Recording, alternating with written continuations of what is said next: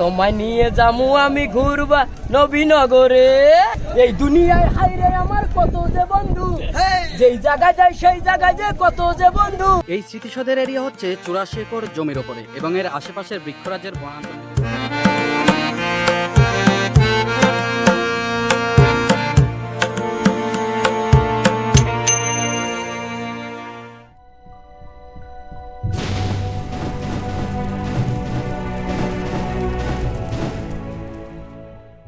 Hey guys, assalamualaikum. It's Mahfoud Rajiv here. Hope you guys feeling chill. Welcome to our YouTube channel and also our Facebook page. And yes, obviously this is my another brand new vlog.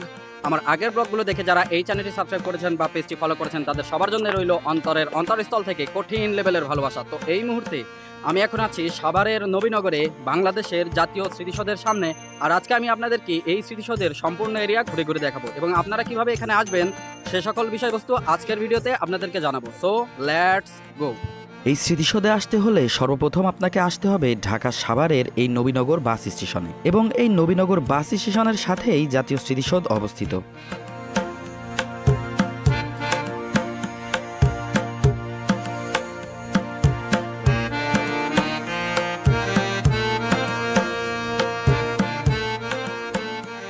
1972 সালের 16 December বিজয় দিবসে তৎকালীন রাষ্ট্রপতি অর্থাৎ শেখ মুজিবুর রহমান সাভারের এই নবীনগরে জাতীয় স্মৃতিসৌধের শিলান্যাস করেন। 1978 সালে রাষ্ট্রপতি জিয়াউর রহমান এই স্মৃতিসৌধ নির্মাণের উদ্যোগ গ্রহণ করেন এবং নকশা আহ্বান করেন। 1978 সালের জুন মাসে 57টি নকশার মধ্যে সৈয়দ মঈনুল হোসেনের নকশাটি সিলেক্ট হয় এবং তার নকশা অনুসারেই 1979 সালে এই স্মৃতিসৌধের মূল নির্মাণ কার্যক্রম শুরু হয় এবং 1982 সালে ঠিক ডিসেম্বরের পূর্বেই এই স্মৃতিসৌধের যাবতীয় কার্যক্রম শেষ হয়। তাহলে একবার ভাবুন, এই 10 বছর ধরে জাতীয় স্মৃতিসৌধের যাবতীয় কার্যক্রম চলছিল।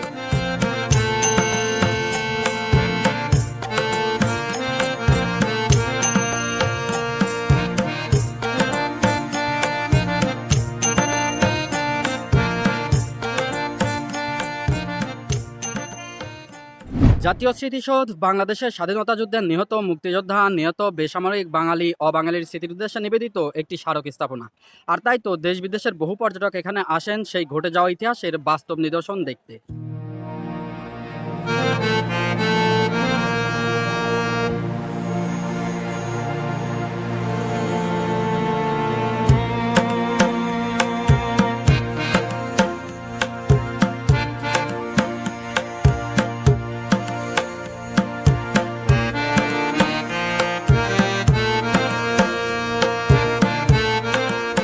বিদেশি রাষ্ট্রপ্রধানগণ যখন বাংলাদেশ সফরে আসেন তখন তারা এইখানে একটি করে গাছের চারা রোপণ করে যান। আমার পেছনে গাছের সাথে যে ছোট ছোট সাইনবোর্ডগুলো দেখতে পাচ্ছেন, এগুলোতে লেখা আছে সেই রাষ্ট্রপ্রধানগণের নাম এবং গাছগুলোর বিবরণ।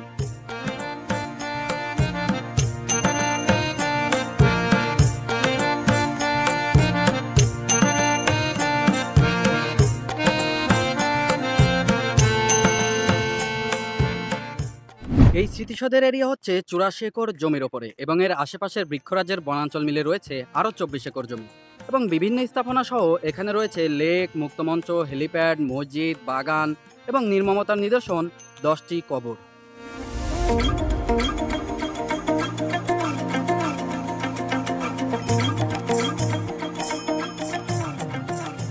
আমি এখন আছি একদম স্মৃতিসৌধের স্তম্ভের সামনে, আর এখানে আসলে আপনারা হাতের ডান পাশে দেখতে পাবেন 5টি কবর এবং হাতের বাম পাশে দেখতে পারবেন আরও 5টি কবর।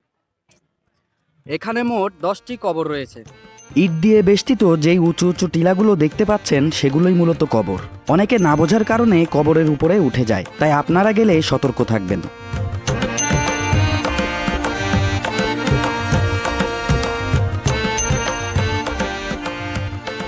বাসায় গেলেও মনটাই আমার লাগে না ভালা, মনটা এখন হয়েছে আমার ঢাকার পাগেলা।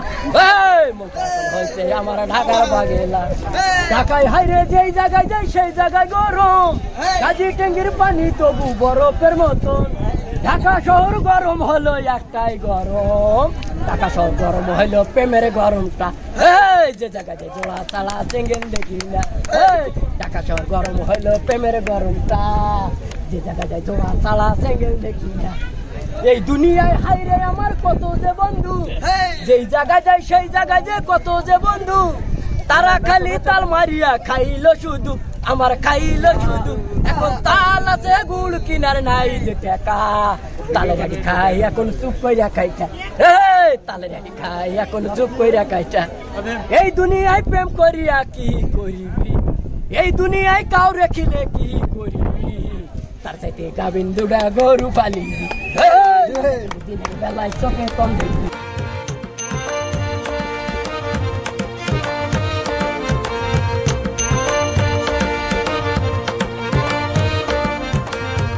এই স্মৃতিসৌধের স্তম্ভের উচ্চতা হচ্ছে 150 ফুট এবং 7 জোড়া ত্রিভুজাকৃতির দেয়াল নিয়ে গঠিত।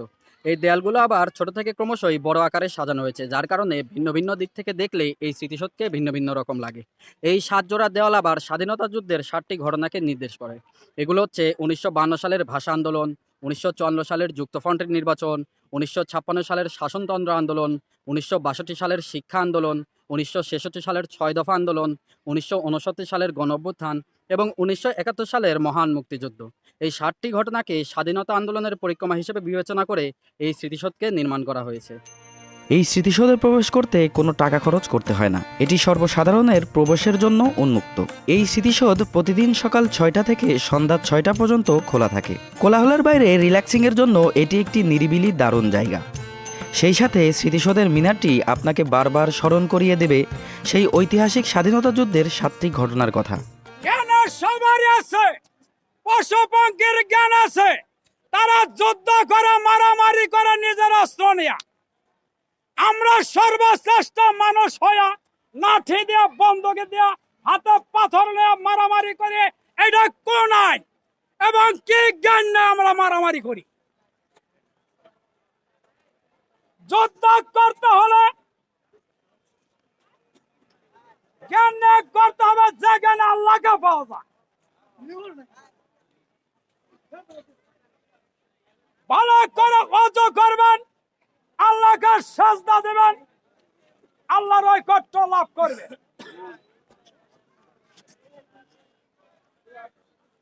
আমি বাংলার মোরক্কা পোলা, যদি কেউ বুঝে পারেন বোঝান, তার দলে ভোট দেব। যে দল স্বাধীন দেশে ভোট দিতে হয়, আর যদি না বুঝে পারেন আমি কাকে ভোট দেব? পবিত্র কোরআনে আছে সমস্যার সমাধান নগে নগে। আপনি কোথায় যাইবেন তারিখের পরে তারিখ, মামলা কিন্তু শাসনের কারণ কি? ভালো করে কোরআন বুঝবেন। 3 তারিখ অতিরিক্ত 4 তারিখের যদি বেশি যান লাগে, আমি মনে করবো আইনজীবী না, অভিজ্ঞতাই নাই। আমি নিজে ছিলাম রাজা, পকেটে না টাকা, আমি হয়েছি রাজা পকেট রাজা। পকেট আছে টাকা নাই, কেমনে যামু দেশে ভাই, এ চিন্তায় আমি বাঁচি না। হায় রে আজ শালা টাকা ছিলাম না, ওই টাকার সাথে ছিল বুঝি আমারই কেচালে, কারণে টাকা আমার কাছে থাকে না। টাকা আমি ধরতে চাইলে টাকা যায় ভুট করে, টাকা কেমনে ধরবো? আমার কাছে টাকা আসলে টাকা যায় টুকটুক খেলবা, কেমনে টাকা ধরি মুই, এই চিন্তায় তো করি মুই, এত টাকা ধরতে পারলাম না। হাই রে এত টাকা চিনতে পারলাম না। ওই বড় লোকের ওদের আছে ধন, ওদের নাই মনোরা। মার্কেটে গেলে কিনে কম দামি কাপড়, আমি গরিব মানুষ, আমার মনটা বড়। আমি মার্কেটে গেলে কিনে দামি কাপড়, বইয়ের মন ভোলাতে বইয়ের সারা জীবন লাইফে চলে গেলে এইভাবে। কেমনে চিনুম এই কপাল, হইয়া গেছে সাদা গাল, সাদা গালে কিছুই থাকে না। হায় রে টাকায় আজও চিনতে পারলাম না। এই গাইস, ভিডিওটি যদি ভালো লেগে থাকে, একটু যদি ভালো লেগে থাকে, তাহলে আপনাদের এই ভাইটিকে সাপোর্ট করতে চ্যানেলটি সাবস্ক্রাইব করবেন, নোটিফিকেশন বেলটি অন করে রাখবেন, ভিডিওটি ফেসবুকে দেখে থাকলে পেজটি ফলো করে রাখবেন, কমেন্ট করে জানাবেন ভালো লেগেছে কিনা, আর ভালো লেগে থাকলে 1 লাইক তো মাস্ট। তো দেখা হচ্ছে পরের ভিডিওতে, সে পর্যন্ত ভালো থাকবেন, সুস্থ থাকবেন, have fun, chill, love, peace, tata, আল্লাহ হাফেজ।